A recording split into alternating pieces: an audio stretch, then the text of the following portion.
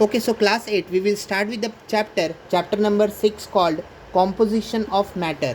What a matter contains. Matter के अंदर क्या क्या होता है. What are the various states of matter पूछा है पहला सवाल आपसे. Various states matter के क्या क्या है. तो matter के states हमें जो पता है वो है solid, liquid, gas. क्या क्या है. तो solid है, liquid है और gas है. solid को मान लो अगर ये आइस है, आइस का क्यूब है ना, बर्फ़ का गोला, आइस का क्यूब, और यही आइस को मैंने थोड़ा सा हीट किया. क्या किया. हीट किया. तो अब ये क्या बना. वाटर बना. क्या बना. वाटर बना. अब ये वाटर बना. अब ऋषिकेश ध्यान देना है यहाँ पे. हाँ, ये वाटर को मैंने अगर और भी हीट किया तो ये क्या बनेगा. अब ये वेपर बनेगा. क्या बनेगा. वेपर बनेगा, मतलब गैस बनेगा. तो ये जो आइस है, क्या इसे मैं सॉलिड बोल सकता हूँ. हाँ सर. क्या ये वाटर को मैं लिक्विड बोल सकता हूँ. क्या बोल सकता हूँ. लिक्विड बोल सकता हूँ. और ये जो गैस है ना, गैस मतलब वाटर वेपर, उसको मैं क्या बोलूँगा. तो ये तो गैस ही है. तो ये 3 स्टेट ऑफ मैटर हो गए. क्या है ये 3 स्टेट ऑफ मैटर हो गए. ठीक है, आगे चलते हैं.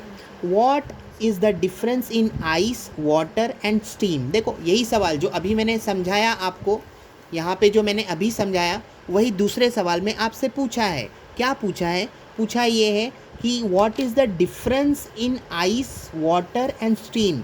ये तीनों में क्या डिफरेंस है ना. आइस, वाटर और स्टीम में क्या डिफरेंस है.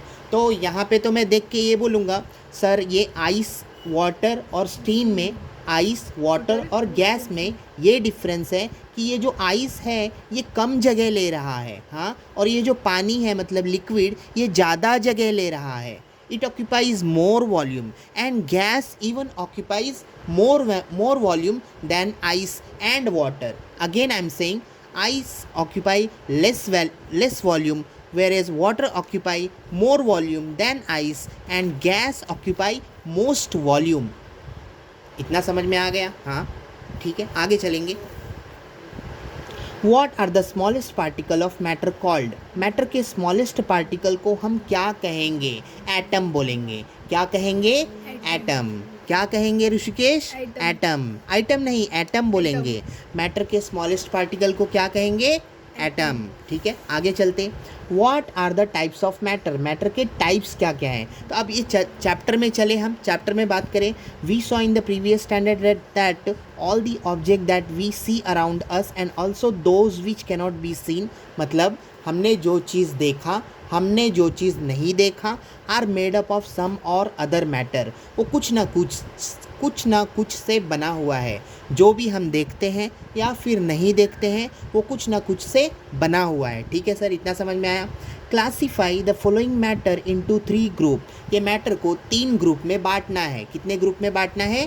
3 ग्रुप में बांटना है. ठीक है, यहाँ पे दिया है आपको कोल्ड ड्रिंक, एयर, शरबत, सॉइल, वाटर, वुड, सीमेंट, है ना.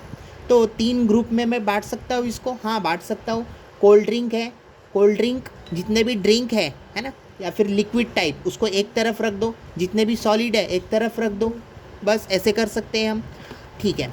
What are the state of matter that you used as a criteria for the above classification.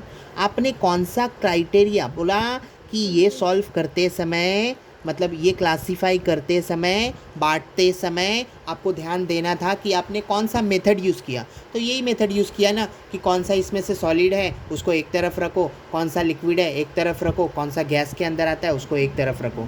ठीक है, अब एक एक्सपेरिमेंट पे आते हैं. एक्सपेरिमेंट क्या है. एक्सपेरिमेंट ये है, टेक सम मस्टर्ड सीड. क्या लेना है हमें. मस्टर्ड सीड लेना है. इन अ ट्रांसपेरेंट. ट्रांसपेरेंट का क्या मतलब हुआ. ट्रांसपेरेंट का मतलब हुआ जहाँ से हम आर पार देख सकें. जैसे कि मान लो ये एक घर है और यहाँ पे एक मिरर लगी है. क्या लगी है. मिरर लगी है. ठीक है, तो ये घर में कोई बच्चा यहाँ पे है, इसने यहाँ से यहाँ देखा. क्या इसको पीछे का साइड दिखा. अगर उसे पीछे का साइड दिखा तो बोलेंगे कि ये जो मिरर है ये ट्रांसपेरेंट मिरर लगाया है. क्यों. बैक साइड दिख गया ना पीछे का. हाँ, अगर नहीं दिखा तो हम बोलेंगे ये मिरर कैसा है. ओपेक है. OPAQ. अब यहाँ पे इंग्लिश भी सीख लो. Transparent, TRANSPARENT. ट्रांसपेरेंट का ऑपोजिट क्या होता है. OPAQUE. ओपेक होता है. ये इंग्लिश में 1 मार्क का सवाल हो जाएगा आपका। ठीक है, आते हैं आगे, चैप्टर में आ जाते। हाँ, इंग्लिश बाद में सीखेंगे। Take some mustard seed. हाँ, तो हम कहाँ थे? हम यहाँ थे। Take some mustard seed in a transparent plastic jar, thread a long thread at the centre of a big balloon by means of a needle and tie it tight. क्या करना है? तो यहाँ पे एक थ्रेड बांध देना है ये जार में, और फिर वो जार को ऊपर नीचे हमें खींचना है। Stretch this rubber diaphragm and fix it to the mouth of the jar by means of a rubber band.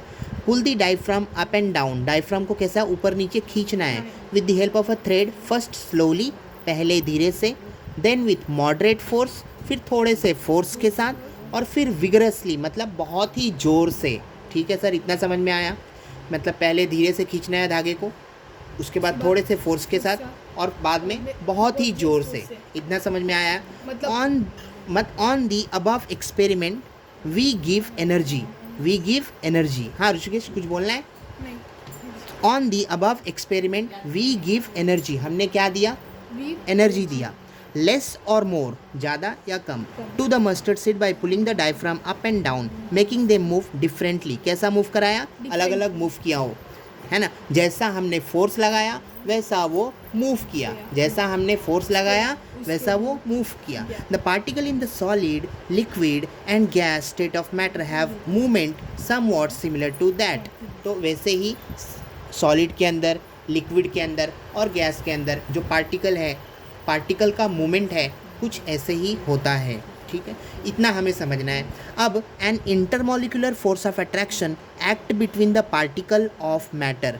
दो पार्टिकल के बीच में कौन सा फोर्स लगता है? तो इंटरमॉलिक्यूलर फोर्स ऑफ अट्रैक्शन लगता है। क्या लगता है? Intermolecular force of attraction. अगर सिंपल शब्दों में कहूँ तो अगर दो मॉलिक्यूल है, मान लो ए और बी, ए और बी के बीच में लगने वाला फोर्स को कहते हैं इंटरमॉलिक्यूलर फोर्स। क्या कहते हैं? Intermolecular force. ठीक है, the extent of particle movement is determined by the strength of this force. The particle of solid are very close to each other. हमने स्टार्ट में ही, चैप्टर के स्टार्ट में कहा था सॉलिड कम जगह लेता है, लिक्विड ज़्यादा जगह लेता है, गैस और भी ज़्यादा जगह लेता है। तो हमने स्टार्ट में ही कहा था the particle of solid are very close to each other. Solid में पार्टिकल्स एक दूसरे से ज़्यादा नज़दीक में होते हैं। And vibrate at fix position. कहाँ पे वाइब्रेट होंगे? फिक्स पोजीशन पे वाइब्रेट होंगे। ठीक है, due to this solid get property like definite shape. Solid के पास कौन सा प्रॉपर्टी है? पहला प्रॉपर्टी, सॉलिड का पहला प्रॉपर्टी डेफिनिट शेप। एग्जाम में क्वेश्चन आएगा, right the property of solid. तो पहला प्रॉपर्टी क्या लिखोगे? Definite shape. डेफिनिट शेप मतलब सॉलिड को एक फिक्स्ड शेप होता है। तो सर क्या ये पेन सॉलिड है? हाँ, ये पेन सॉलिड है। इसको यहाँ से मैंने फेंका, अभी भी इसका शेप चेंज नहीं हुआ, मतलब ये सॉलिड है। इतना समझ में आया? आगे चले। एंड वॉल्यूम एंड ऑल्सो है हाई डेंसिटी। क्या कहा है? Due to this solid get property like definite shape, definite volume and high density. Density solid का ज़्यादा है। डेंसिटी मतलब क्या होता है? Mass upon volume. डेंसिटी आप कैसे निकालोगे? क्योंकि अभी अभी बात किया था अन्वित ने, सर डेंसिटी क्या होता है? तो डेंसिटी होता है बाबू मास अपॉन वॉल्यूम। डेंसिटी क्या होता है? Mass upon volume. इसे क्या कहते हैं सर? इसे कहते हैं रो। क्या बोलते हैं इसे? रो। इसे क्या कहते हैं? रो। RHO रो। याद रख लो, ये क्लास 12 तक काम में आने वाला है हमारे लिए। चलेगा? आगे चले। रो मींस क्या होता है? हाँ, तो बात करेंगे। सॉलिड के पास पहला डेफिनिट शेप है, दूसरा डेफिनिट वॉल्यूम है और डेंसिटी भी ज़्यादा है। तो सॉलिड का प्रॉपर्टी एग्जाम में आएगा अगर 3 मार्क के लिए, तो क्या लिखो? Solid have high density, solid have definite shape, solid have definite volume. Solid का, अच्छा सर ये पेन है, इसको आप फेंको। हाँ फेंक दिया, इसका वॉल्यूम चेंज हुआ? नहीं। अगर ये पहले इतना जगह लिया था तो बाद में भी इतना ही जगह लेगा जितना वो पहले लिया था, इसीलिए इसका वॉल्यूम क्या है? डेफिनिट है। डेफिनिट का क्या मतलब हुआ सर? फिक्स्ड। डेफिनिट का मतलब फिक्स्ड। ठीक है, आगे चले। Though it is not strong enough to fix the particle in definite position, it is strong enough to hold them together. As a result, liquid have definite volume. Liquid के पास क्या है? Definite volume है. क्या है liquid के पास? Definite volume है. However, they have fluidity and their shape is not definite. उसके पास fluidity का है property है. कौन सा property है? Liquid के पास फ्लूइडिटी का प्रॉपर्टी है. फ्लूइडिटी का मतलब क्या हुआ सर? ये वर्ड का मतलब कि लिक्विड फ्लो हो जाता है. लिक्विड पानी को अगर आप इधर डालो और बोलो तू इधर ही रुक जा, इतने में नहीं रुकेगा, पानी तो इधर उधर फैल जाएगा. हाँ सर, फैल जाएगा. ठीक है, इतना समझ में आया. Get their shape is not अच्छा, उसका शेप भी फिक्स्ड नहीं होता है, but change in accordance with the container. जैसा कंटेनर वैसा शेप. क्या बोला सर? मैंने बोला जैसा कंटेनर वैसा शेप लिक्विड ले लेगा. मतलब अगर लिक्विड को आप ग्लास में रखते हो तो वैसा शेप ले लेगा. वो टब में रखते हो, एक बड़ा सा टब में वैसा शेप ले लेगा, है ना. एक बड़ा सा बकेट में रखते हो तो वैसा शेप ले लेगा वो. ठीक है, इतना समझ में आया. ठीक है, अगले पार्ट में हम आगे का कॉन्सेप्ट पे बात करेंगे.